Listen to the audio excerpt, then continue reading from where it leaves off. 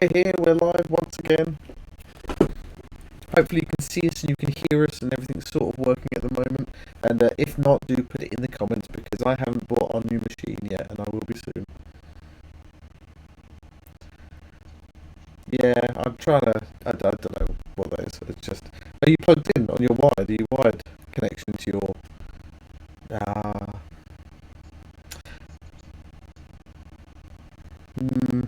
Okay. Hello to Red Rose Wargaming. Hello. Yeah, audio's crackling. Hopefully the audio will level out. It seems to, when first kick off, it seems to have a bit of a fit as it can't cope with actually... I think it has to sort of buffer all the stuff up. I don't know. I'm not 100% sure. Robin's on mute again. You can only hear Robin again. What is it with this? I hate this. Why does this never work for me? I'm going to delete Robin because I've had enough of him. So there we go. Got rid of Robin. Let me add him in again. This kind of thing should just work, right? Why does it not work? 1 week to the next. We haven't changed anything. Robin's crashing and banging around now. There we go. There's a Robin. Robin, say something for other people at home. Hello, can you hear me? Hello. Jared says sound is good now. Hopefully he can hear you as well, but there's about a 30-second delay, so we'll know in a moment. Audio's fine now. Pete, excellent. Hurrah, hurrah. I don't know why that wasn't working.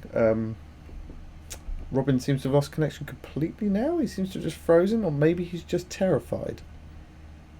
Don't know. Not sure what Robin's managed to do. He's managed to break his connection somehow. Oh, are you back, Robin?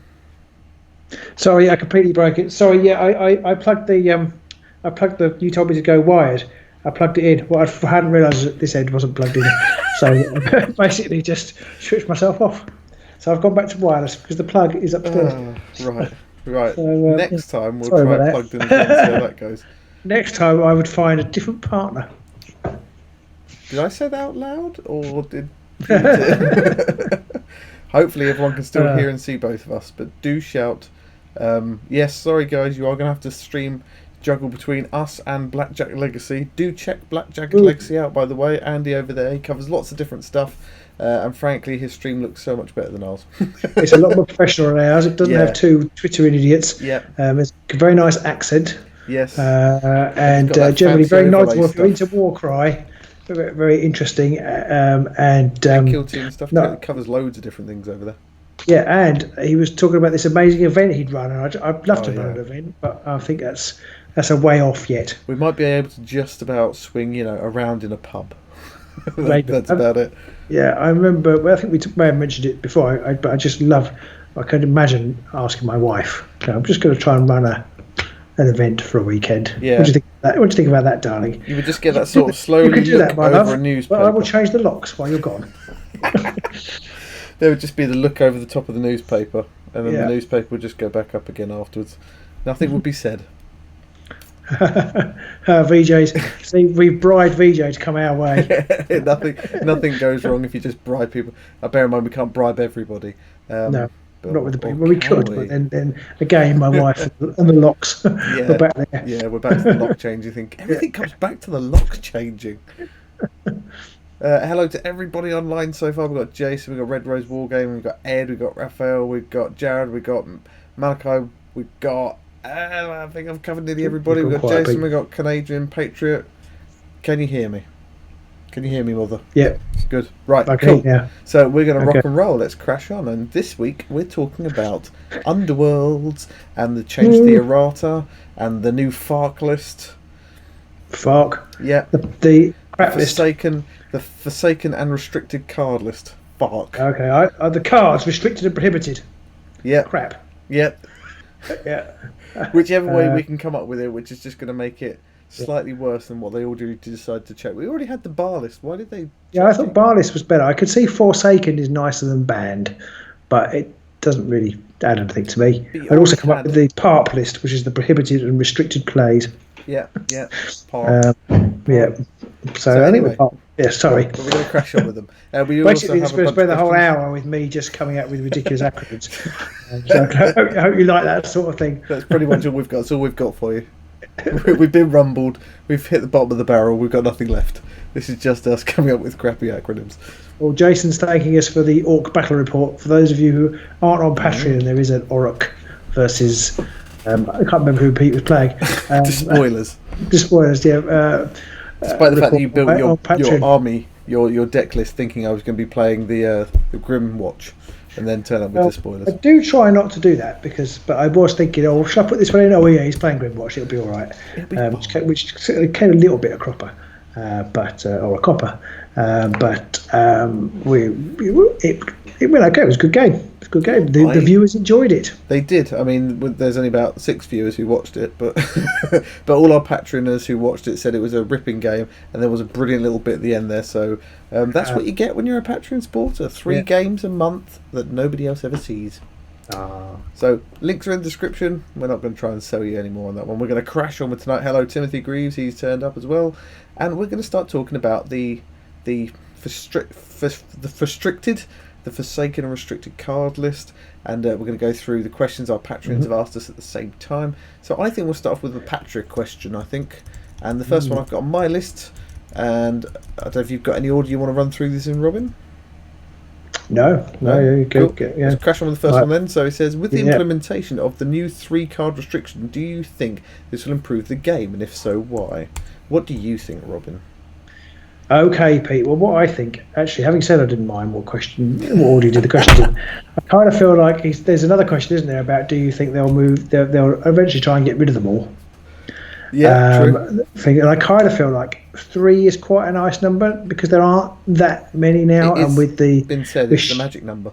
With Shadespire gone, a lot of the really OP cards are out of the game, so they didn't need to restrict them, and I think there's a lot less to pick from now, so I think taking it down to 3 is a sensible step, because otherwise, I don't know how many there are, I haven't counted them, but people would just have 5, which I think would be almost half of them, maybe I'm not sure. But 3 is a nice small percentage of the available restricted cards, I think. So I think it's a good move. I think it will improve things, because at the end of the day, you want to see as many different cards appearing as you can. And I really like the fact that this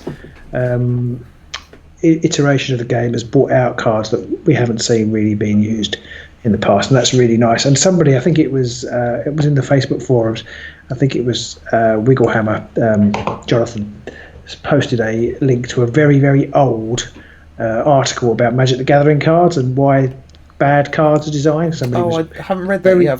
Very similar thing to where people moaning about why have they designed this terrible card. There's a really interesting thing about terrible cards, and part of it is that actually it's impossible to design all cards equally, but it's really nice that some terrible cards, or what we consider terrible cards, or there's no point taking that card, are suddenly coming back for, which is really nice and having uses. And there's one that I will mention at the end. Pete may well know what it is, but it's nice to see new cards or existing cards having a new function. Yeah, I'm loving the new card meta that seems to be coming out right now. I say meta, I mean it's like just 2 of us, but we're already playing a lot of different cards that we wouldn't have done before. I think there were a lot of Nightvault ploys that were just must-haves every single time in the deck, and we're not doing that anywhere as much. You mean Shadespire? Sorry, Shadespire, yeah, and we're not seeing. Obviously, we can't take them anyway, but that's opened up so much more in the way of options. And I'm making a deck list at the moment because we're playing Grimwatch versus Thorns this week, and I'm making the Thorns deck, and I actually only had 1 restricted card in there. I had 45 cards picked. It was like 14, 15 and 16 cards in each of the sets. Cheat! It's fine, it'll be fine. But I only had 1 restricted card in there, and I actually had to go back and literally, using Underworlds DB, you can search for restricted. So I just brought up the list of all the restricted cards there. I was like, do I want any of these? And I was like, well, I guess I could take that one. I guess I could take... I ended up getting 3 in there only because I was literally looking for what other restricted cards could I take. And I'll probably take them back out by the time I finished dicing it back down again. Yeah, the thing with the existing restricted cards is that they were to stop overpowered offensive play, just obliterating... people, from the back, almost from the backfield, like the Sorcerer's Scouring and all that kind of stuff. And the new, especially for the horde warbands, and we've tended to play horde warbands since Beastgrave's come out. The new meta seems to be, or is in our garage anyway, objective play, and so suddenly all these restricted cards don't actually help that much. Like, why am I going to take Pit Trap when my raison d'etre is to get on as many objectives as often as possible? Not only that, for example, you can take an offensive deck, but you can still chuck maybe a third of your cards in there being grab objective cards still. So you take a few more movementy cards to try and maximise your chance of getting that, whilst taking some offensive ploys and things.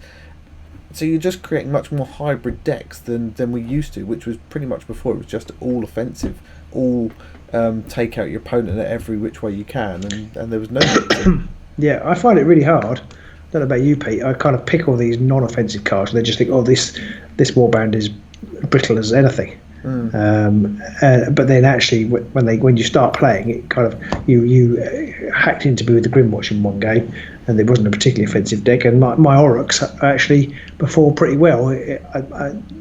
They still lost, but they they didn't lose. They might have lost, but it was pretty close, and actually, as usual, dice rolls intervened. And of course, actually now one of the key switches in the game you couldn't now do, because one of the cards you played is now banned or forsaken. Yep. I did take the one ban card in Nightfall, and spoilers. Yeah, sorry, Ed. And sorry, Ed. Yeah. I'm not sure that swung the game for me. And up until this point, VJ, it's still a really good game. I'm really sorry. It's still a really good game. Well worth watching. You've got to watch it, because in the last turn or so, Robin does something that is absolutely brilliant. Don't read the comments that are on the post, just watch it. The thing he does at the end is just brilliant. He doesn't flip the table, but the thing he does is absolutely brilliant. Actually, it may come up later. So we might have to tune out. So there was what was I saying? There was a bit in there. I can't remember. It's gone. Upper Hand, that I used Upper Hand because that's the only ban card. And up until now, I've been banging on about, I don't actually see the point in Upper Hand. I mean, is it actually that good? Really, is it that great? And then I used it and it actually helped me out a bit. But I don't think it swung the game. It was useful, and that was it. I totally think it's swung the game. Robin's just bitter. Do watch the game anyway, all our Patreon supporters, and anybody who's interested in joining Patreon, don't let that dissuade you. There will be other games that we won't spoil. Maybe. I'm going to win this Wednesday. I'll tell you that much. Right. So the next question is: do you think they will phase out restricted cards, which we kind of already covered? And it looks like they are hopefully moving that way towards giving a lot more options out there for the cards, and giving you more ways to play means there isn't one obvious set of cards to take. When it was just offensive play, there were obvious cards that you were going to always take for your warband. But now that there aren't a lot of those there, you can actually have so many other options. It means that no card is a must-have over any other card. Yeah, I also think, I guess for any game designers, the perfect thing is to have no restricted cards. Although there are people who say, oh, it's good to have restricted cards, but I suppose you want no card to be so powerful that everybody wants to take it, because that's kind of like why you have to have a restricted card, isn't it? If it comes up too often, then it needs restricting. And I guess the ideal thing would be to have a card pool of equally choosable cards. So I don't know whether they'll ever manage to get rid of them all, because I think there are always going to be some interactions that they don't quite predict, or I think there's always going to be a language issue. I think Upper Hand, for example, has been restricted, not because it's too strong, but the current interpretation is too strong, and they can't really uninterpret it that way, and it's ambiguous. So I think that's why it's been restricted more than that it's too powerful, I think. Yeah, I think it's less the card being too good, and more just, like you say, it's just the fact that it doesn't really work well with the rules and the way that it flows right now. So I think there's always going to be that issue. So they're always going to find some cards that just out of the game because they haven't implemented them, or they haven't been implemented in the way they were anticipating, or somebody finds a crazy use for it, a bit like relics. Okay, they did banned, but they ever foresaw the possibility that somebody would would do what somebody did with relics. But of course, that's the beauty of these types of games, is that people will. That's true. Yeah. So shall we have a look at the changes to the championship format rules and the restricted list, and then we'll come back to some questions? Yeah. Okay, so the championship format rules, and we're only going to cover the championship formats because there are 3 different formats now. But yeah, although I have some interesting observations about the relic format, which I will mention after we've done the championship. Okay. Also, hello to everyone who's just joined us. Simon Lee and No Beef Just Party. You got have a little beef if you're going to party, but yeah, I'll let that one on. So they have clarified now that in deck construction, only universal cards with the following set icons are allowed: Nightfall, Powers Unbound, and Beastgrave, which means you can't take the leader pack ones.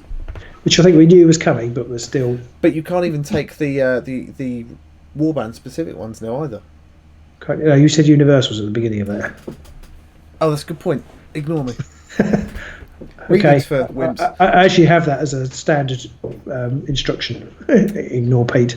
Yeah, pretty much. It's a good point. So yes, you can take that. No Forsaken cards are allowed, which we already know about. No more than 6 surges can be included, or any instant scores. Anything that has score immediately on is considered a surge. Yeah, they clarified that, thankfully, because people started to make the noises you expected them to make to say that it didn't count because it didn't say surge. It doesn't say surge on it, so therefore I can take 6 of them, and I can take 6 surges as well. No, you can't. Can't with an A, I said there. Maximum 3 restricted cards, no Forsaken cards, no more 6 surges. They've restricted one of the boards, which I think is pointless.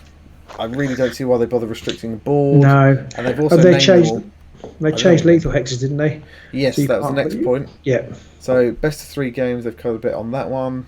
They've made it official in there again that you have to have at least 3 different. You have to use a different board side every time you play. And then lethal. This is the one that annoys me. This is the only one that annoys me out of everything they've done. Is that they've already changed the rule on lethal hex placement, so that when setting up the battlefield, a player cannot place a lethal hex token adjacent to any lethal hex or lethal hex token. Just really annoys me because I don't know how long they spent playtesting this, but this has come out like within a month of the game being available. It's a little annoying, that one. I think so. It does sort of smack of not being playtested very well. Yeah. Is it because of that board with the 3 of them? You could stick it on the edge, and Possibly. then you've got this massive lump of all very difficult to get around. Possibly, but at the same otherwise, time, I don't see what. Should they? Yeah. Well, I mean, I think they should have realised that, or maybe they were a bit stuck because that board existed, and it's quite a nice rule. But I don't really see, other than that board, I kind of think it's quite nice to have 2 together. It's not without risk, is it? Not only that, I mean, it has its ups and its downs, because if you put them next to each other and your opponent's fast enough or clever enough, they can avoid them completely, and then they're just out and they don't do anything. But if you're forcing people to spread them out, you're sort of almost spreading out the area of danger that those lethal hexes have. Well, so, maybe that's the reason. I don't know. I'm not sure what the reasoning behind it is. No. Somebody has said that Simon has said he thinks the FARC list is a bit lazy. I feel they should have been left the format until after the newest Grand Clash. They do like to fiddle with things before Grand Clashes, which is always slightly frustrating. I don't know what you mean by it's lazy. Do you just mean? Well, yeah, I don't know quite what you mean by it's lazy. If you could clarify that for me, Simon, that would be great. Jason asks which board's restricted. I've just responded in the channel, but I believe it's the one that has the triangle of lethal hexes. It was like one of the first boards to come out that had lethal hexes on, wasn't it? Yeah. And it has on the other side, it's got one of my favourite boards on the other side because it's got 2 lethal hexes and 2 blocked hexes, and it's got like a metalworks. There's a big thing of like molten metal and stuff, and that's the one they've banned, which is I don't see why. I mean, I can't see how it's any better than any of the others. Not particularly, unless it's just because it's Shadespire and it's like trying to not have that barrier to entry. Because you don't feel like you have to pick up all the boards. But I know we don't play very seriously or very competitively. But I don't. Whereas not having ready for action probably would mean that you weren't going to win. Yeah.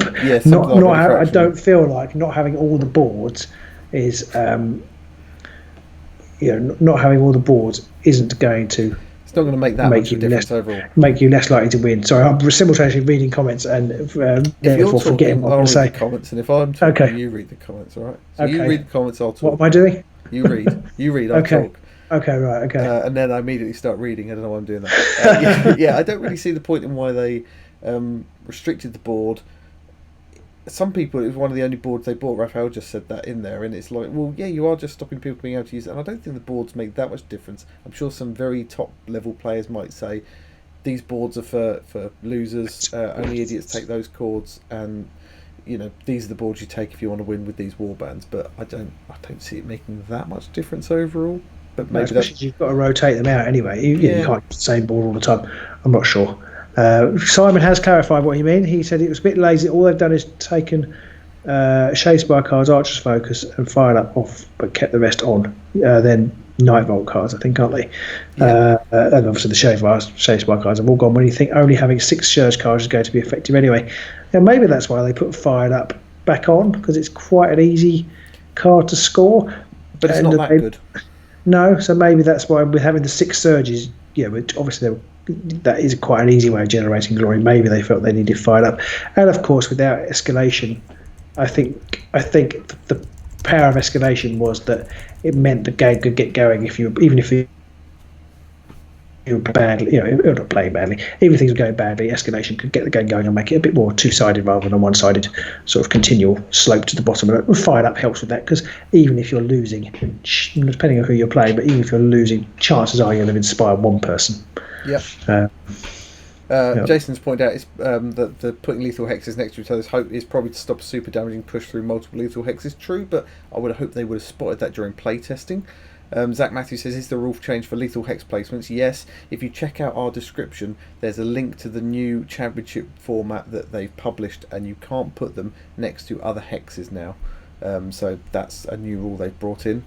Other lethal hexes. Other lethal hexes, yes. And Rydro and Ian both say that they want Ogres, and hopefully Ogres will be coming along. They do seem to be one of the warbands on the cards. Literally. I think so, yeah. So, I do see what you're saying, Jason, but I kind of feel like that's sort of part of the game, especially as they've got that one about if you taking somebody out with a lethal hex, which is quite hard to score. There's a couple of things like that. I feel like actually that if you want to put your lethal hex next to another one, you then have to then maneuver everything to get so you can put that knockback through the 2 lethal hexes. And I think that's a legit. I felt that was a legitimate tactic, because it's not that easy, and it's quite a lot. You will probably have to invest quite a lot of play actions, if you like, to actually set that up to score that glory. Yeah. Anyway, if you bulk them up in one place, then you're kind of putting all your eggs in one giant lethal hex basket. Basket. And Jason basket, says, isn't he a grime basket? star? There might be. Jason Newell says the restriction on placement is only for tournaments, though, isn't it? Well, all of these are only in tournaments, really. I mean, the bar list, all of these things are just the championship format rules, so you don't really need to play with restricted cards if you don't want. This is one of those things that it is only for championship games or tournament games, but pretty much everybody plays them. I think everywhere. Yeah, the standard is certainly we found with our comments on the videos. As soon as you play if you play something that's restricted card, as soon as we put a video where somebody, I'm not speaking very well. As soon as we've put a video up that comes out after we've recorded it before a new list, and it comes up, and somebody immediately says, "Oh, you can't play that card; it's been banned." So people do really play the restricted championship format most of the time. Not everybody. I know there's a couple of people, possibly you, Jason, you're one of them, who just play it for fun and kind of just do what they feel, which is the right way to play, really. Yeah, I think do whatever you enjoy, but the problem you might have is that everybody else might enjoy playing the restricted and the tournament style because they're always practicing for a grand clash, so you might find yourself a bit restricted. It's a bit like when they brought out AOS and loads of people were like, I don't want to play AOS, I want to play Warhammer Fantasy Battle 7th edition or 8th edition or whatever the final version was. Second, I want to play third. I want to play 3rd edition. Or whatever. Sorry. Yeah, Sorry. Exactly. And people saying you can still play it, just find someone who wants to play that, and therein is the rub. In that, if you can find someone else, you can do that, but you probably won't find a lot of people who want to. No. A couple of questions here. Robert Gunn says poison seems to be a new thing in this set. He's seen a spoil card that there is another poison card. I've not seen that, but yes, poison and loose pages or something, or lost pages are 2 of the keywordy type things on 2 of the cards in the Grimwatch box, and so they are going to be a thing. I can't quite work out what they're going to be. Whether there's just going to be like a Master of Poisons objective where you've got, if you get them, so many of them, then you get some like tomes, or how, or when you apply the second poison or something like that. Yeah, I'm not sure how they're going to work, but it'd be interesting to see how they do. It's not particularly powerful, that card. It's the one some people think it's powerful, some people isn't. It's the one with the makes it all swords, isn't it? It's good against magic warbands. But I don't know how that's going to manifest itself. I'm guessing it's going to be an objective, and maybe you can do extra things if you take somebody out with a poison weapon. Maybe, I don't know, but that'd be another upgrade or something to do. So I'm not sure. I'm not sure how that's going to work, but it's certainly interesting. It is worth noting the objective cards and the power cards that are on the restricted list now only numbers about 15, and of those, a lot of them are like, if you're going to go that way, you probably, with now a total of 3 restricted cards max, you're not going to be able to do what you would have done before. Like, you've got things like Well of Power and Sphere of Akshi and Sorcerer's Flourish on that. If you want to go for like a magic heavy deck, you're going to want to take those 3. But then you can't take any of the objective cards. So I think they've worked it out well. So it's going to restrict anybody who wants to play just hyper offensive or anything like that. Jason's followed up on the lethal hex thing. He said, like I said, and lethals across the main access route, especially if they place balls in a restricted way. Yes, and definitely that one where the clump of lethals, you can really bottleneck it. I think that's especially if you can place them off centre as well, because then I think that's why they've done it. But I think that kind of just goes back to Pete's point of view. Why wasn't it in the rules in the first place? Yeah, how did they not spot this on day one? Because well, not necessarily day one, and we know that they have to prep these things like 18 months in advance. So they were probably already working on season 4 before season 3 even came out. So it is a bit hard to second guess these things. But at the same time, I'd like for them to maybe spend a little less time on trying to get something at every 12 months and maybe try and get something a bit more solid out every 18 months. Controversial. They don't really care because we buy it all. Yeah, that's true. But also, to add, it seems like a bit of we're having a gripe there. I think we don't want to do that, because this iteration of the game I think is brilliant. I think it's been really well thought out. They've clearly learned some of the lessons from some of the mistakes they may have made with Shadespire. Card writing is much more tight. The control play is much better now. So I think the game's in a brilliant place at the moment. Which totally agree. Follows on to Ishpek's comment, which is, how many relic format games are you going to be having on the channel? Unless a patron asks for it, or we get a massive clamouring for it, I'd probably say none, because I don't really have any interest in apart from playing Ready for Action. I don't really have any interest in playing, only Ready for Action because we can have our catchphrase back, but don't really have any interest in trying to play with 3 sets of cards, because already there's too many, and I just think it would be going backwards, and I don't want to do that. But I'm sort of interested. Who would play? Will there be? The Ready for Action song is so important. It is. It's very important. Do you? I wonder whether relic format will change over the years, and whether actually, rather than being you can use everything, whether it'll be like you can use X number of years. So this year is only obviously 1 year of relic, so it's kind of is everything. Whether next year relic will be just Shadespire and Nightvault, I'm guessing probably not. But I can't imagine playing that format in sort of 5 years' time, and you've got, I don't know how many cards that would be, 2,000 cards to choose from. I can't imagine. Ishpek's takes dim because of the lack of Ready for Action. 40 it's really hard to coordinate online. Otherwise, I'd do it now. But when we're not in the same room, it's hard to do right. So I think we'll probably have to pass. So we did miss a question a little further back up, which is DQBed how to play Far Strides. He's been given a set of Far Strides. He doesn't know how to play them. It was a little bit further back up. He was asking, any recommendations. Now, I think Far Striders, you probably want to play them offensively, but you can play them defensively as well, because they've got some range on them. Although they lack some of the benefits they had from season 1, in that they were the only warband to have a range 3 attack in season 1, I think, without upgrades involved. And that was like a holy crap kind of moment, where people were watching it. Far Strides came out and people were like, wow, these guys have got a range 3 attack. How the hell do you deal with a warband that can all just keep shooting you from range?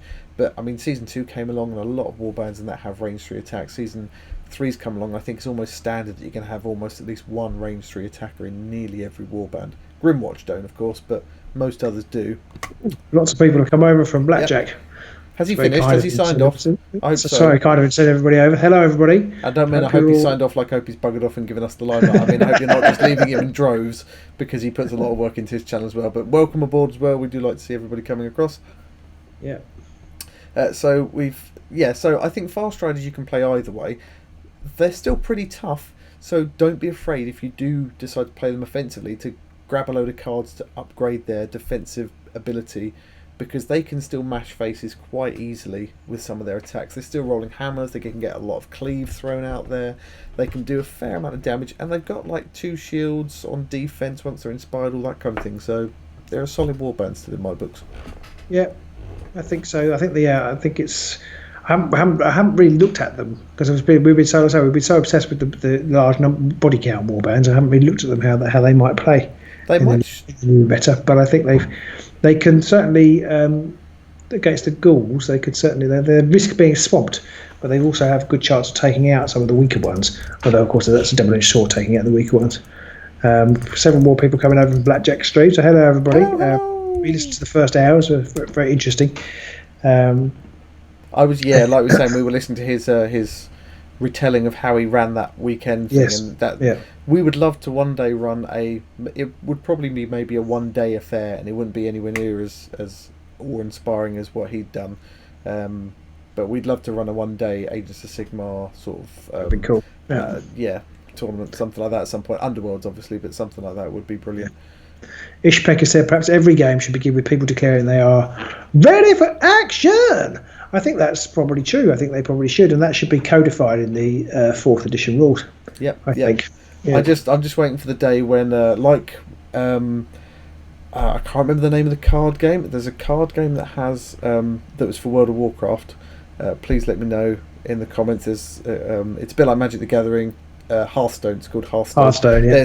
There's a Hearthstone card that you can get, which is for Leroy Jenkins. And Leroy Jenkins was the catchphrase of a YouTube video that a load of guys sort of put together. It was a bit of a joke thing of your typical role play group. You know, you plan what you're going to do when you go into the dungeon out, and everyone's working it all out and trying to be very clever and calculating, and like our role plays go, Robin, the minute you go in the room, one of the guys just basically says, right, I'm back, let's go, and then he just screams Leroy Jenkins and charges into the room, and then the rest of the video is them all dying horribly, but he got a card in Hearthstone. They made a card in the game just called Leroy Jenkins, and I would love for something like that, just because I want to be famous. So that's all. Well, you think they should make a card called Ready for Action? Yeah, I think that would be brilliant. Oh, and so the circle is complete. Circle of love. Yeah, they could have one, I don't know, called like Tweedledum and Tweedledummer. You'd just be, gain a glory if you make a really bad pun. Yes. Yes. In its glory days, Legends of Five Rings would begin tournaments with all players giving a banzai shout. Seems like Ready for Action is our best equivalent. I think you're right. I think we need to start a petition. We do have some competition with the podcast group, but I think they don't say it like we do. Nah, they haven't got the same level of they haven't nursed it from the tiny little one-off that it was to what it became. But, so anyway, I think we've covered all the questions so far in the channel. Okay. Somebody mentioned that they wanted to have a Crypt Horror in the Ghoul Warband, and I could see why that would be cool. But at the same time, if you put a Crypt Horror in, you'd probably have to take about 4 of the ghouls out, and then you wouldn't end up with their thing, which is like a swarm warband type thing. But I don't know. I mean, we're gonna have an Ogre come along, and I've mentioned in. Jeff thinks the Noblar is going to be called Robin. Should be quite funny. That would be quite funny. But I've said in the past that I'm not a fan of the Mollog warband, because I find that the way they're built, which is almost you've got one fighter you care about who's pretty nasty, and a load of other people you don't really care about. They are the kind of warbands, the fringe warbands that tend to break the rules, and can break the rules by exposing a thing that is not necessarily as obvious in your more standard shaped warbands, a bit like Cursebreaker sort of did with Magic, because they were all casters. And so I'm not a fan of them going too far off the beaten track when it comes to warband designs. Raphael Perry says, how about an Agents of Sigmar card which will allow you to shuffle one relic into your deck? Is that because it's completely useless? Is that what you're trying to say? It's completely irrelevant. Yeah. It's not the current meta. Yeah. I think that's a yes. I feel like somebody's poking fun at me there. It's kind of a bit accurate, I guess. Yeah. I mean, back to your comment earlier when I posted a deck list like last week, I think it was, on the Thursday when the new bar list had just arrived. Like one of the first comments in there was someone saying, "Oh, you can't take some of these now." Like, yeah, I know. One relic card, not one relic, not Cataflame relic. One relic card. Yes, I see. Yeah, one. Yes, absolutely. That would be good. Be ready for action every time.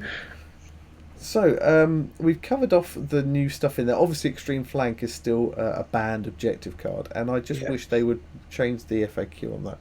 They've taken Archer's Focus out and fired, which is interesting. Archer's Focus is quite powerful. I feel like, I guess they feel like with Awakened Weapon gone, maybe. I don't know why they've. I wonder if it's because most warbands have got a range 3 attack now. So everybody can make use of it. Yeah, more people can use it. I mean, there's still a few that can't, but I think maybe on the grand scheme of things, the majority of people can, perhaps. Maybe, I'm not sure. I did notice. I was going to say I want to talk about the relic thing. I noticed some cute things in the relic game that keep them guessing is Forsaken in the relic list, which I do not understand at all. That's a bit weird. Keep them guessing. Keep them guessing, and then I appear, as far as I can tell, not great concussion.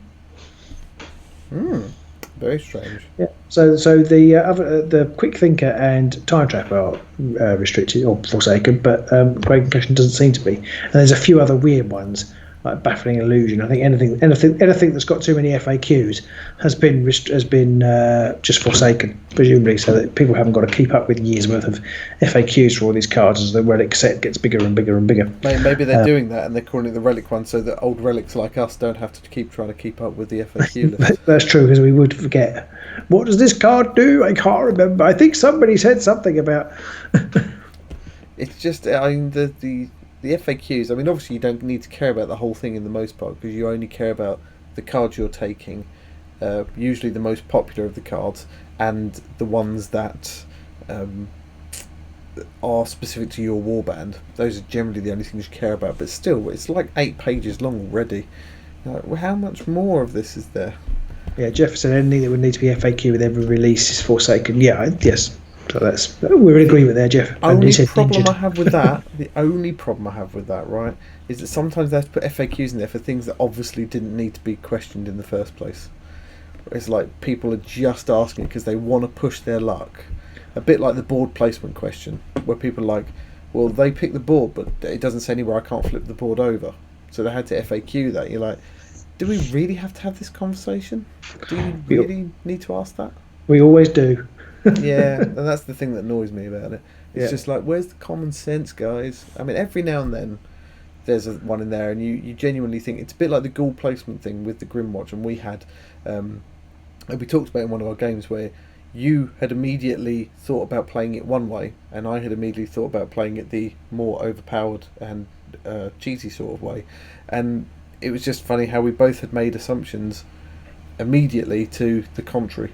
And I'd like to think that we both played a very similar way most of the time, but that time it was like we both completely read different ways around it straight away. And the current one that's up for debate is the muster action on the Grimwatch. Can it be used if you haven't got a crypt horror out of action?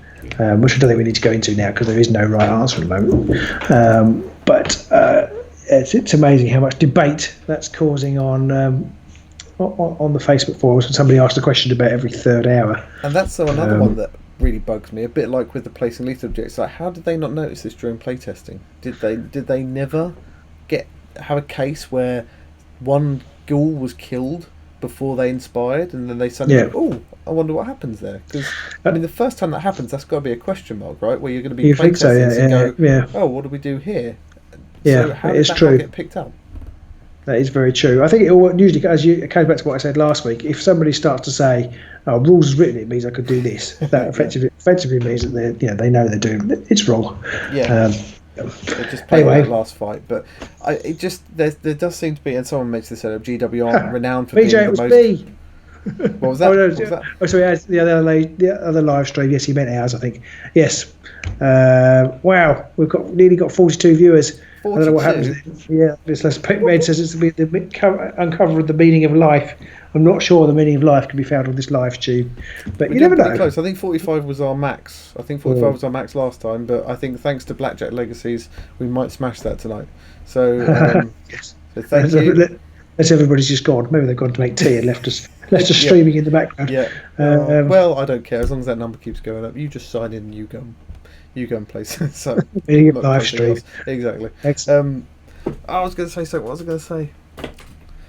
I can't remember what I was going to say. Never mind. Moving on. We're Next watching subject. each other. Yeah. And I was just as you're separate, so you can play 42. Yes, I'm watching and you're watching. That's 42 of us. Oh, it's dropped to 39. Oh no, I've still got. Oh, no, I've got 39 now. Oh dear. But anyway, so we're going to. Anyway, so I think another reason why someone asked if we were ever going to play any of the other types of match was another reason why we won't is just I don't think either of us have got the brain power to be able to remember those rules as well. I don't think I can ever bring in enough brain power to be able to contemplate all those different ones. So yeah, Jason's talking about the playtesting kind of process. I do appreciate that it must be very hard to playtest this stuff because they presumably they need a core of trusted people because they can't just put it out to all and sundry because it'll be on the internet faster than you can say ready for action, and they therefore have to kind of probably be the same people, and so those people, you know, they're used to doing what they're doing and probably don't quite notice what they've missed. Now I think one thing, my background is in testing. I am a tester. That is my trade, and that's how sad my life is. But and unfortunately, yeah, I am a testy. Yes. I am a professional testy. And one of the things that you have to do, and one of the things you have to do when you are a tester is you have to look at something and you just have to think about what are all the things. You have to just be bloody minded and pessimistic and assume that it's quite so much fun doing this channel. I know, I love it. So it's what makes me me. It allows me to get this out. But it's like I always say when I'm at work, if you show me an optimistic tester, I'll show you a bad tester, because a tester should always look at things and say it's not going to work, and these are all the things I think are broken with it. That's why I was rubbish at testing. Oh, you see, yeah. Because I'm generally optimistic. I wonder how many playtesters they have who approach it from that point of view, or how many playtesters they have who just approach it from a, if I make a deck, is it any fun, or can I play a game? That kind, and obviously that comes into it. But at some point you need someone who's just going to look at it and say things like with the Grimwatch rule, when you place the token down, you ask those really annoying questions like, well, what happens if I put it in a corner? What happens if there's somebody already on it? What happens if I haven't got a Grimwatch person? What happens if nobody's dead? What happens? Just those things. What happens if I'm playing Oryx? Exactly. Well, then you just give up at that point. But Ishpek has a little joke for you. A tester walks into a bar, orders a beer, orders 10,000 beers, orders -1 beers, orders parakeet beers. Yeah, exactly. That's you. That's why I never understand what you're talking about. And at that point, the developer barman says, just piss off, all right? Just go away. Leave me alone. You've just got to criticise everything. And I do wonder if there's that element to it that's not maybe being covered so much in the playtesting side of things right now. Maybe people are just more concentrating on playing the game, and are the warbands themselves equal, which is just as important, but maybe they're missing out on that aspect of, do these rules have any problems? Most of the people who are testing it are gamers and not testers. Yeah, probably. There probably is that aspect to it as well. I mean, a lot of the guys involved, obviously, they've written rules for games before. Yeah. They're in GW, that's kind of their shtick. But at the same time, this seems like such a closed system that they should be able to spot some of these problems way before they get to print. Tom D, who I think is one of the guys who come over from Blackjack, has said, is the best yet system put out so far Beastgrave? And I think it is the best. Yeah. I just thought I'd answer that for you, Tom. Yeah, I think it is. That's definitely the best iteration of this game. To be honest, I still think Underworlds is the best game. With the possible exception of Warhammer Fantasy Roleplay, it's the best game that Games Workshop have made, full stop. And Beastgrave is the best version of it. So, yeah.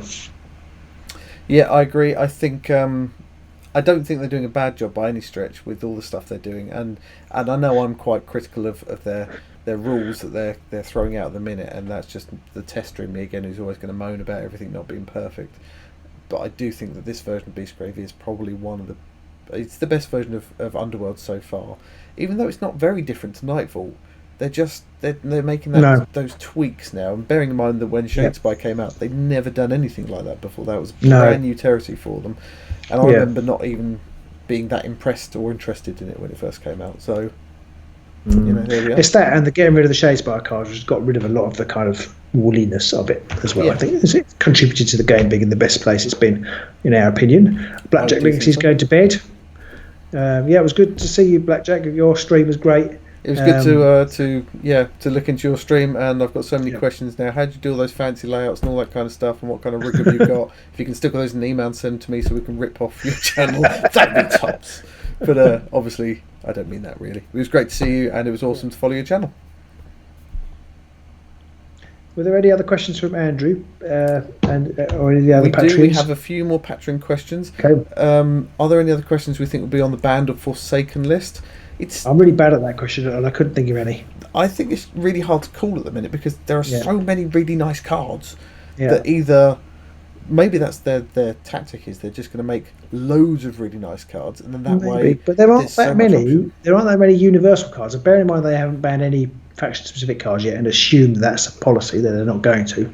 There aren't that many new universals, so I don't think there's anything that's too overpowered in those. No. And I think overall, I don't think there's any that are standout far and away. No questions about they're going to go on the ban list. They're just too good. All of the cards that have a nice factor to them have a bit of a drawback somewhere down the line. Like all the ones that make you a quarry, which is a bad thing. Like always put you on guard as well, which is a pretty nice thing, especially with Anonymous Jeff has mentioned it. The guard changes. It's a really nice change, and. The changing guard at Buckingham Palace. Sorry. VJ says he's loving the cross-channel love fest. I think the more all of us channel content providers can get together, then the more really nice. All of you guys benefit out of it as well. Yeah, I think so. Maybe the UK can combat mini wargaming in the Canadian side of things by just getting all of the UK gamers together and just make one Uber UK gaming channel. Like a federation of bookshops or something. Yeah, something like federation that. Federation of maybe. And then somebody can do one thing, somebody can do something else, and you just have one channel, everything. They'll be releasing videos every day, over the place. And we'll all make £2.50. Blackjack Red Rose of Sigmar. Yeah, Black Sigmar. Agents of Black Rose. No, I've not got anything now. Okay. Another question he then asks is. How do you go about selecting restricted cards for your deck list? Do you focus on easier to score objectives, more useful upgrades, or using ploys? Now, I can tell you straight off the bat, I generally don't have a clue what I'm doing. I just tend to grab cards that I like. I do find that quite often I tend to go more for the restricted objectives, because I figure if you can't get the glory, then it doesn't matter how good your upgrades are, you can't take them. So I tend to go for objectives more, but at the same time, in the last deck I was making, I mentioned this earlier, I only had one restricted card in there, and it was an upgrade because it was sudden growth. So I think that's about the only one I really always want to take now. Yeah, I think that I still think Southern Growth is going to be in a lot of decks, but I would tend to put in objectives in the past. At least I would tend to put in objectives and then ploys because you can almost always use those. But upgrades, as Pete said, either you haven't got, you don't need to use them at a particular time, or you haven't got the glory to use them. So I think it's I would tend not to use those. And there were staples that would always go into, Ready for Action would go in, and Excavation would go in, and that we're not in that place at the moment. So at the moment, I just tend to go through the cards each channel in turn, and then pick what I want, and then slim down. So if I've got too many restricted, chuck out the ones that are less good until I get down to how many ever I'm allowed. So I don't have a conscious I don't pick the 3 that I'm going to use first or anything. It's kind of the deck for me evolves as I pick the cards, so I don't quite know what it is.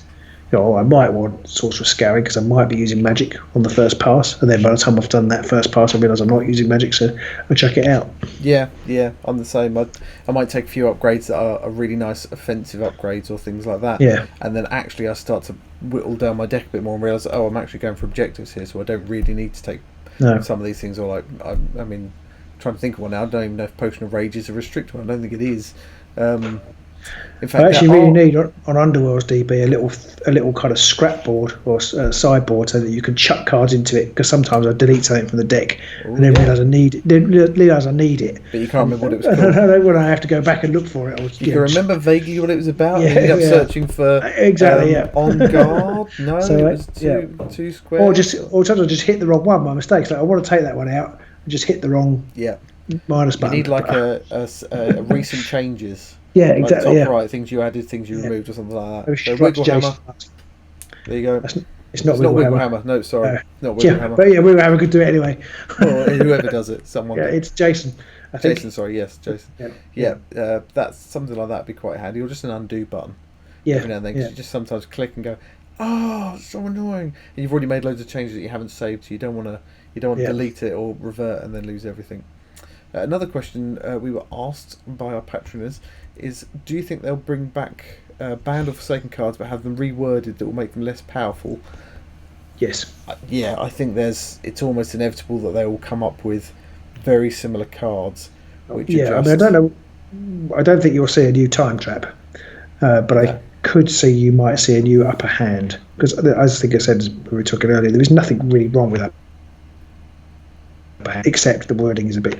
If it had been worded that you could only use it on one, you had to have at least one success, then the card would be all right. Yeah, I agree.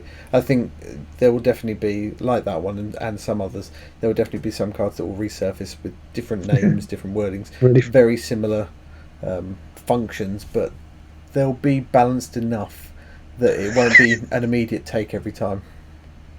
Jeff has put extreme sides. Not those sides. Brilliant. I think Jason's right as well in that they'll probably add quarries or hunters to them and stuff like that to make them a bit more specific. And I think that's one of the good things about the hunter thing is that you've obviously got I can't remember what the Beastgrave specific trap is. Snare. Yeah, snare. You've got that. It's a great card, but you can only use it on hunters. And then you realise that actually not everybody you've got is a hunter, and I think that in itself just helps them limit the effectiveness of some of the nicer cards. It just does only hunters or only quarries could use ready for action. It would immediately cut down to how many people would use it. And Raphael says that some of the new faction cards seem to be similar to Season 1 Universals. I think they've definitely done that a bit. And also some of the faction cards are actually really nice and better than some of the older Universals. Like there was... I can't remember the name of the card. There's the one where you can move two of your guys 1 hex, but in the Beastgrave, in the Despoilers Warband, they've got one where you can move 2 hunters 2 hexes. That's phenomenally so much better with the movement and that kind of thing. So I mean that kind of stuff's great. So Mark has said that upper hand was inelegant because it was the only card that required a roll or failed attack roll. Exactly. And I think therefore there's nothing really wrong with the card. It's just that they just almost missed a sentence out of it to make it work in a sensible way, so you're not asking somebody to do so for no apparent reason other than the fact that you've got this card. The last card it tells them where you've got the card.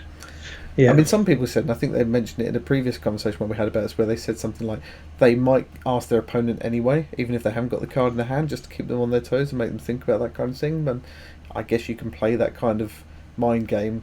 Personally, if you tried that mind game against me, I won't even notice, because I'll be too busy trying to remember what cards I've got. But I could see you could do that kind of thing. But I think it was just...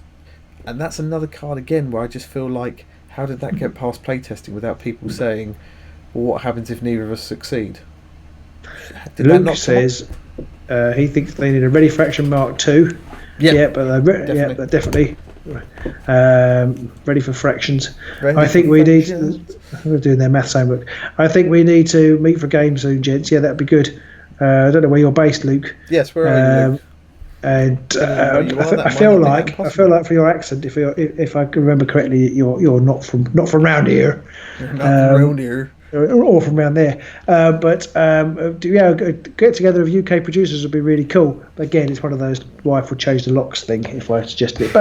But maybe we could. It'd be really good to try and do. The other problem we have with that is that a lot of the people who do a lot of online broadcasting and streaming stuff, they're actually all up sort of north way, and they're not actually near because we're in the southeast of England. And whilst anybody from outside the UK is looking at the map of England and going, it's really not that big, guys, it takes an inordinate amount more time to travel from one place to another in this country than it does like in the US. It does. I had to take my dad to hospital today, which is about 15 miles away. Two hours to get there and back. It's just terrific. I've got one of my wife's friends moved to Canada, and she was saying that they don't think of anything now apart from, they don't think at all of driving for over an hour just to get to a park where they can go and play. And it's like, that's completely okay to do that kind of journey time, whereas over here we'd be like, if it's not right up the road, I'm not even bothering, because it's just not worth the hassle. Raphael's down on the south coast. No, it's not that far, potentially. Not that far, yeah, that could be a possibility. Yeah. That's quite funny, though, because you know how I don't know whether everybody does this, but I have judgments about people based on their appearance. And I thought Raphael was a US follower, just from his YouTube comments. I don't know why. It's just funny how I don't know what it was that made me think that, but anyway, how bizarre. But anyway, you could be from Florida, and I don't know, who the singer is. And this happens a lot more in modern music now. And I listen to it, and I just make some assumptions on what that singer might look like, or what they might be like, and then my kids will be watching a YouTube video of them singing, and I'll be watching, going, that is not what I imagined at all. So there you go. James has always boggled him about the transport in the UK. Why does it take so long to travel such short distances? Is the road infrastructure that bad? Yes. Yeah. It's not so much the roads as the narrowness and the sheer volume of cars. Agents of preconceptions. Yeah. That's me. That's both of us, I think. I mean, it's just a British thing to do. You're just going to make an assumption about people. I'm not sure I like this person. They don't uppercase any of the starts of their sentences. Oh dear. Too many emojis. I mean, the roads are bad. The road infrastructure isn't great, but you try going on a train as well. There are just entire swathes of the country you can't get to on the train because they chopped a load of it out. But I'm just gonna Just digressing. Mark has come up with a really nice idea. Ready for action only. You can perform any action except move or attack. That'd be really cool. Good boost for Skelly's eyes. Also lots of upgrades. Yeah, that would be good. Would you want move though? I mean, well, I don't know. If you just made it not move, I think that's quite interesting. Possibly might have to be card only. I'm not sure whether you could do it for upgrade actions, but maybe that's an interesting idea. I like that. Tim's mentioned, would it be great if some fighters, the old warbands, got upgraded to hunters? Godsworn Hunt, for example. Looking at you, I don't think they ever will. Unfortunately, I think they don't tend to go back, do they? Yeah, they've said in other things where they've pretty much said we could spend time upgrading older warbands and making them a bit better, or we could just work on new stuff, and they're going to work on new stuff because there's no point in updating the old stuff, really. Which is a shame, but good idea. Or just have it so ready for action can't override move charge tokens. I like that one. Yeah, just means you can't have that charge upgrade second attack sort of thing with Mollog and stuff like that. Something like that. Yeah, that would be quite good too. Yeah, because that was always the thing of it. It was that extra attack. Yeah, that was so brutal. Moloch had multiple options to get extra attacks off. You could easily get 4 attacks in, or 5 even in a round with him, because of all the other cards. Yeah. So it's 11 o'clock. Were there any other bits, Pete? There was only one other question. I can't believe it's 11 o'clock already. There was only one other question. It was, are there any underrated card combos in Shadespire / Beastgrave? I mean, there's loads. I use them all the time, but underrated ones. Underrated. Oh, I thought you meant overrated. Sorry, underrated. No, I'm not really sure. I'm just a big fan now of the fact that grabbing movement ploys and getting objective grabbing cards is now not a stupid thing to do anymore. Well, see, I have one, but it is slightly spoilery for those who haven't watched Yorick's. Slightly, and that is shifting reflection, and didn't even want it. Yeah, because you can. I actually think shifting reflection now is a brilliant card. With everybody playing more objective cards, shifting reflection. You can put somebody in your end, and you can swap them over. And if you've got 2 on, you can score that objective where you've got to have somebody in each half, which is pretty cool. Yeah. That kind of brings the Scourge of Moloch back a bit, with being able to be on 1 and attack, and then teleport over to something else and be able to attack someone else without even having to charge. Yeah, but you can also, if somebody's got like a weaker, like if you've got a weakish fighter just holding an objective, you can switch them over, Yeah, and catapult them into your backfield and beat the crap out of them, or there's which is nothing quite stopping nice. you if Mollard comes sprinting into your half, running one of your guys over into the back of their half and then teleporting them back again, and Exactly, just yeah, sending them back across the other side of the field again. I mean, you're with the what's his name, who's got him Oh, yep. There's as an inbuilt course to ability. sneak. He'd be Yeah, great for that. yeah, that'd be quite cool. Yeah, exactly. So yeah, I feel like Shifting Reflection is going to be a really good card, and we didn't even want it, so you can basically flip somebody off objective 1 or onto objective 1 and score it. I think that'd be really funny. So we have a quick comment on here. Luke is actually from Scotiamanshire Gaming. He didn't realise he was on the wrong account. Okay. They're in Telford. I thought it was Luke. Yeah, from there. Yes, Telford. Okay, it's not too far from where my wife grew up. I have zero idea where Telford is. Where is Telford? It's near Stoke. Oh, okay. My wife's from Stoke. It's not that far from Stoke. Also, so it's in the Midlands. Also somewhere I have no idea where it is. Okay. It's kind of west of Nottingham. Right. Okay, I can see. Yep. Cool. I'm literally Google mapping this right now. We're down in the southeast. We're just south of the Gatwick Airport in the southeast. So we're still, as the UK goes, we're still different worlds. We have Gatwick Airport between us. Yep. Yeah. Somebody mentioned. I'm sure somebody asked a question. Tom did ask us about Warcry and will we be doing more Warcry, and hopefully we will get some more Warcry. And once the Beastgraviness calms down a little bit, I was a fan of Warcry. I quite enjoy it. It's a different pace. It's a change of pace. Yeah, we did really enjoy Warcry, and I think at the time I thought I could definitely be playing this alternate weeks with Underworlds, but I've totally enjoyed Beastgrave so much that it's almost hard to imagine not playing it at the moment, which is a nice position to be in. But we do want to do some more Warcry. I think we've got a couple of requests to sort out for Underworlds games, and then I think we'll go back to do a couple of Warcry games because they're really good fun. I kind of like the more relaxed. We don't play it very competitively. No. And it's just a bit of a blast, really. It's also the randomness of it in that you pick the cards out and you define your layout and everything else, and it's like a bit like telling a story at the same time as playing a game, because you've got this set out that you would never, or personally I would never in 100 years come up with. Go. No, I was just saying Ishpeck says he hopes the Beastgraviness never calms down. Well, yeah, I mean, when Warcry came out, I was quite glad of a break because Night Vault was kind of getting a bit stale at that point, and I was like, we're gonna play another game, and I'm gonna have like 20 of the same cards again, and I'm gonna lose again, and it's just gonna annoy me. But Beastgrave has changed all that. So yeah, although we played Wildlands last week, which I mentioned on the Blackjack channel, but we played Wildlands and we really enjoyed that, didn't we? That was good. Yeah, Wildlands is a good one as well. I'm not sure it's quite as interesting to watch being played. No, that's the problem because it's all card based. It's harder to film. It's good to play. It was good fun to play. Very close.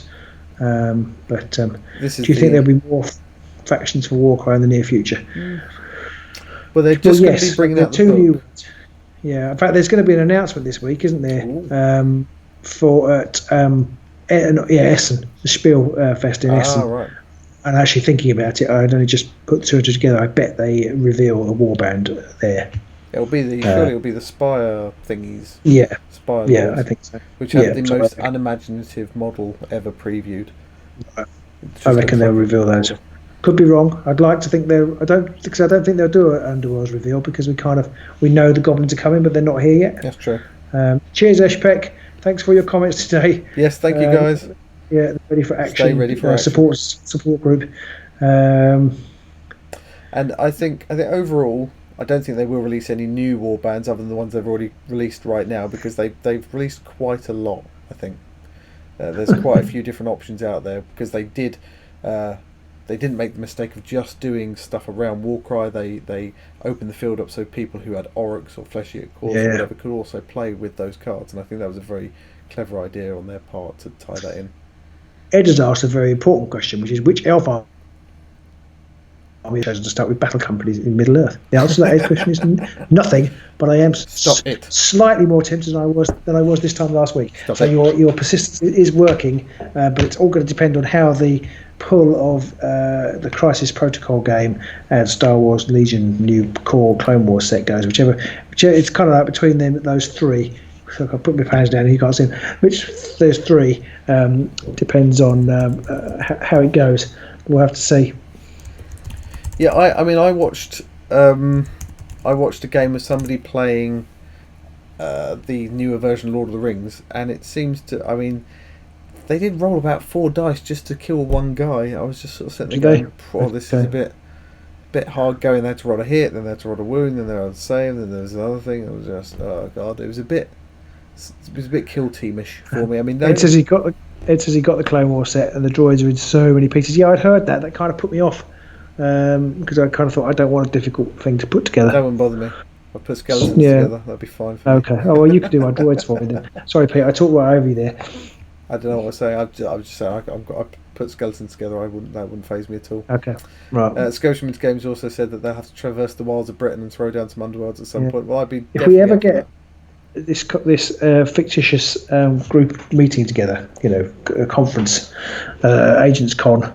Then we could do it then, but I can't see that happening.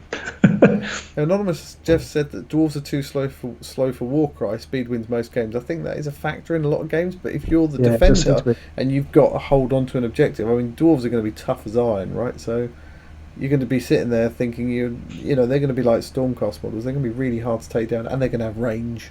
So yeah. But then if you get to choose, then you're never going to choose the opponent. Never choose for you to be the defender. So I don't know. But I'm not sure. I was having this discussion with my friends at the weekend because we played some Warcry at the weekend, and I was saying that there you can generally always find out that once you set up the boards, you nearly always know who's going to win, who's going to lose, and quite often you can just already see yourself in that situation where you're going, I'm probably going to lose this game, but it just encourages you to play the game and just have fun in the game rather than worrying about can I win this or not. Yeah, I agree. Right, I'm running out of steam. Yeah, and I've still got to make my children's lunches for tomorrow, so we probably need to wrap it up. Yes, I think we do. Thank you everybody for tuning in again. As I said at the top of this post, do check out Blackjack Legacy because he's got a stonking channel going. Normally he's live on Mondays, and we kind of trod on his toes a bit there, so sorry for that, dude. But we'll be back to Tuesdays next week. If you do fancy helping us out, there's the links in the channel below. You'll be able to see all the different ways that you can support the channel with some tips, or you can buy some stuff using some of our links, and obviously there's Patreon as well for any of you non-Patreon who want some extra games. Yeah, absolutely. I'm just reading these comments here. They're really quite funny. Set up a commiseration event after the next Grand Clash. Pretty cool. And I was like, Jason's little response to Ed, the droids come in so many pieces. Jason said so they come free defeated. I think that's brilliant. It would have been chopped up. Yeah. And talking about the Grand Clash, we still might get there for January. So if you're thinking about going to the January Grand Clash, you may be able to see us. So maybe bear that in mind. I need to decide. Yes. Maybe we'll just book the tickets and then if we get nearer the time. True. It's easier to ask forgiveness than permission, isn't it, or something? Yes. But I said I was going. Did you? Yes, I did. Absolutely. Yes, I definitely told you. I definitely see it's written on the calendar here. You're just anyway, enough of our marriage guidance. Yeah. Don't follow it, by the way. Yeah. Ever. We will see you all soon. Yes, thank you for tuning in, guys, and we'll see you next week. Same time, same place, but Tuesday instead. But apart from that, pretty much the same. Yeah, same place, really. Bye.